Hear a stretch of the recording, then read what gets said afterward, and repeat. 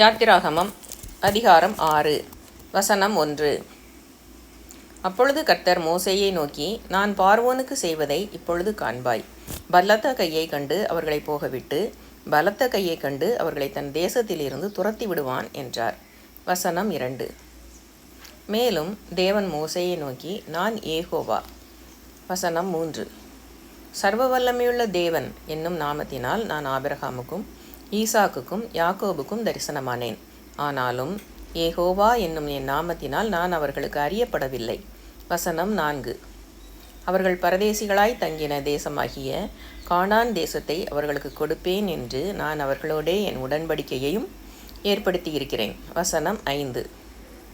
எகிப்தியர் அடிமை கொள்ளுகிற இஸ்ரவேல் புத்திரரின் பெருமூச்சையும் நான் கேட்டு என் உடன்படிக்கையை நினைத்தேன். வசனம் 6. ஆதலால் இஸ்ரவேல் புத்திரரை நோக்கி, நானே கர்த்தர்.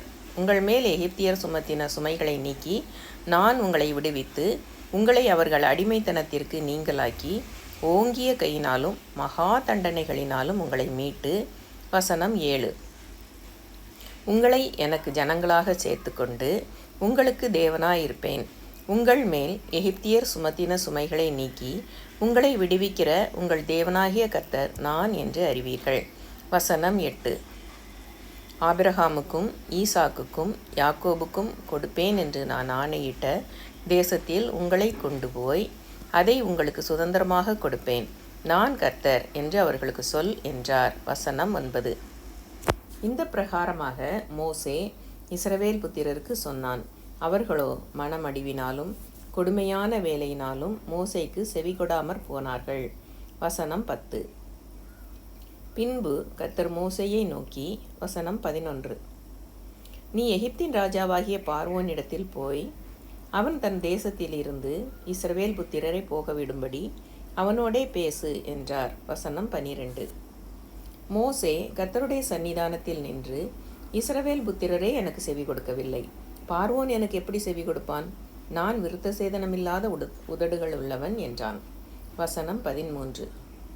கர்த்தர் மோசேயோடும் ஆரோனோடும் பேசி இஸ்ரவேல் புத்திரரை எகிப்து தேசத்திலிருந்து அழைத்து கொண்டு போகும்படிக்கு அவர்களை இஸ்ரவேல் புத்திரரிடத்துக்கும் எகிப்தின் ராஜாவாகிய பார்வோனிடத்துக்கும் கட்டளை கொடுத்து அனுப்பினார்.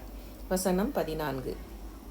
அவர்களுடைய பிதாக்கள் வீட்டாரின் தலைவர் யாரென்றால், இஸ்ரவேலுக்கு முதல் பிறந்தவனாகிய ரூபனுடைய குமாரர் ஆனோக்கு, பல்லு, எஸ்ரோன், கர்மி.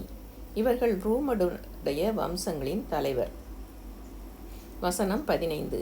சிமியோனின் குமாரர் எமுவேல், யாமீன், ஓகாத், யாகின், சோஹார், கானானிய ஸ்திரீயின் குமாரனாகிய சவுல். சிமியோனுடைய வம்சங்களின் தலைவர் இவர்களே. வசனம் 16. உற்பத்தி கிரமப்படி பிறந்த லேவியின் குமாரருடைய நாமங்களாவன கெர்சோன், கோகாத், மெராரி என்பவைகள். லேவி 137 வருஷம் உயிரோடு இருந்தான். வசனம் 17. அவரவர் வம்சங்களின்படி பிறந்த கெர்சோனின் குமாரர் லிப்னி, சீமேயி என்பவர்கள். வசனம் 18. கோகாத்தின் குமாரர் அம்ராம், இத்சேயார், எப்ரோன், ஊசியேல் என்பவர்கள். கோகாத் 133 வருஷம் உயிரோடு இருந்தான். வசனம் 19.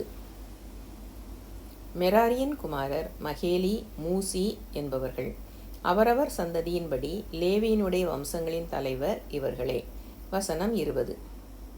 அம்ராம் தன் அத்தையாகிய யோகெபேத்தை விவாகம் பண்ணினான். அவள் அவனுக்கு ஆரோனையும் மோசேயையும் பெற்றாள்.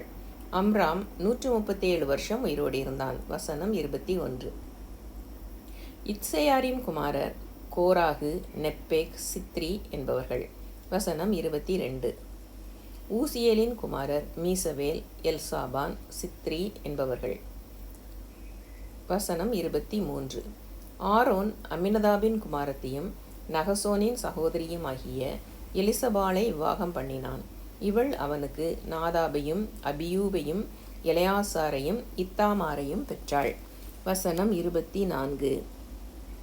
கோராகின் குமாரர் ஆசீர், எல்கானா, அபியாசாப் என்பவர்கள். கோராகியரின் வம்சத்தலைவர் இவர்களே. வசனம் 25. ஆரோனின் குமாரனாகிய எலெயாசார் பூத்தியேலுடைய குமாரத்திகளில் ஒருத்தியை விவாகம் பண்ணினான். அவள் அவனுக்கு பினகாசை பெற்றாள். அவரவர் வம்சங்களின்படி லேவியருடைய பிதாக்களாகிய தலைவர் இவர்களே. வசனம் 26. இஸ்ரவேல் புத்திரரை அணியணியாய் எகிப்து தேசத்திலிருந்து நடத்தி கொண்டு போவதற்கு கர்த்தரால் கட்டளை பெற்ற ஆரோனும் மோசேயும் இவர்களே. வசனம் 27. இஸ்ரவேல் புத்திரரை எகிப்திலிருந்து நடத்தி கொண்டு போவதற்கு எகிப்தின் ராஜாவாகிய பார்வோனோடே பேசின மோசேயும் ஆரோனும் இவர்களே. வசனம் 28. கர்த்தர் எகிப்து தேசத்திலே மோசேயோடே பேசின நாளில். வசனம் 29.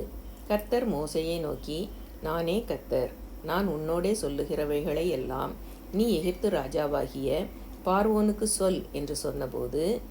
வசனம் 30. மோசே கர்த்தருடைய சன்னிதானத்தில், நான் விருத்த சேதனமில்லாத உதடுகள் உள்ளவன், பார்வோன் எனக்கு எப்படி செவி கொடுப்பான் என்றான்.